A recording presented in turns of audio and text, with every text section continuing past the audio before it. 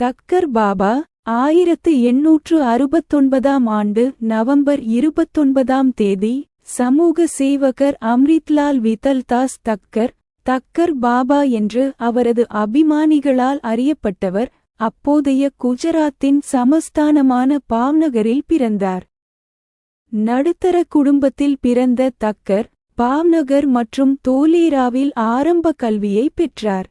1886ஆம் ஆண்டில் அவர் பாவ்நகரில் மெட்ரிகுலேஷன் தேர்வில் முதலிடம் பெற்றார் மற்றும் ஜஷ்வந்த் சிங்ஜி உதவித்தொகை வழங்கப்பட்டது.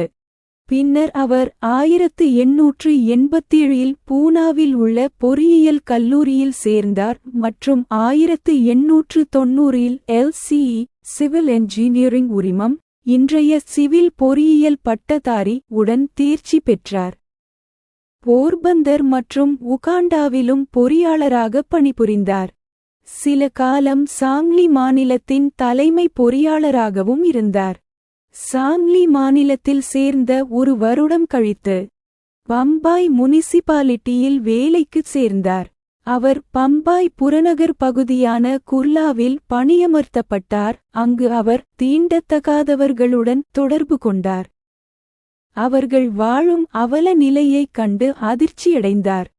தாழ்த்தப்பட்ட வகுப்புகள் இயக்கத்தின் உறுப்பினரான ராமஜி ஷிண்டேவின் உதவியுடன் குர்லாவின் துப்புரவு பணியாளர்களின் குழந்தைகளுக்காக தக்கர் ஒரு பள்ளியை நிறுவினார். 1914இல் அவர் இந்திய பணியாளர்கள் சங்கத்தில் சேர்ந்தார். கோபால கிருஷ்ண கோகலே அறிமுகப்படுத்திய மகாத்மா காந்தியை அவர் சந்தித்தார். இருவரும் நெருங்கிய உறவை வளர்த்து கொண்டனர். வெள்ளம் மற்றும் பஞ்சம் போன்றவற்றுக்கு பல நிவாரணப் பணிகளை மேற்கொண்டாள்.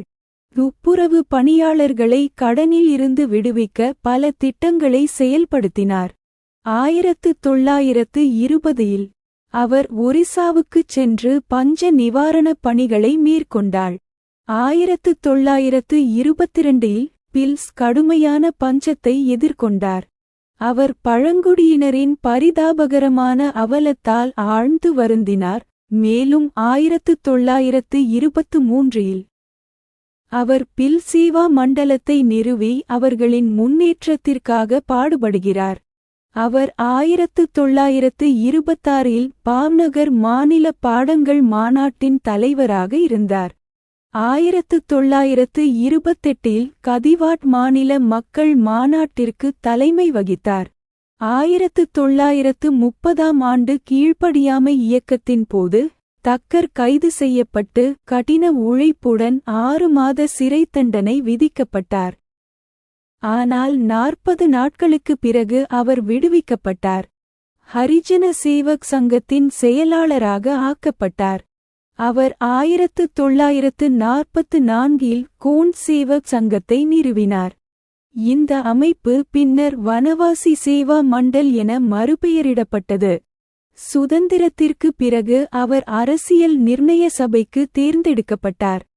அவர் அரசியல் நிர்ணய சபையின் ஒதுக்கப்பட்ட மற்றும் பகுதியளவில் விலக்கப்பட்ட பகுதிகளின் அஸ்ஸாம் தவிர துணைக்குழுவின் தலைவராக இருந்தார் மற்றும் அஸ்ஸாமிற்கான துணைக்குழுவின் உறுப்பினராகவும் பணியாற்றினார்.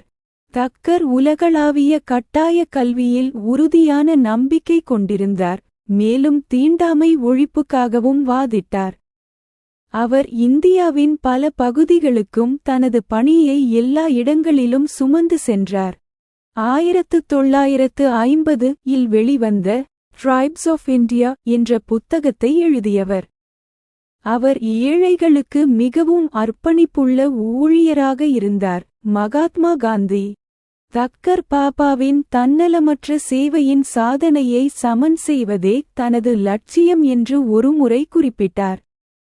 அவர் ஜனவரி 20, 1951 அன்று தனது 81 வயதில் காலமானார். 1969ஆம் ஆண்டு இந்திய அஞ்சல் துறை அவரை கௌரவிக்கும் வகையில் தபால் தலையை வெளியிட்டது.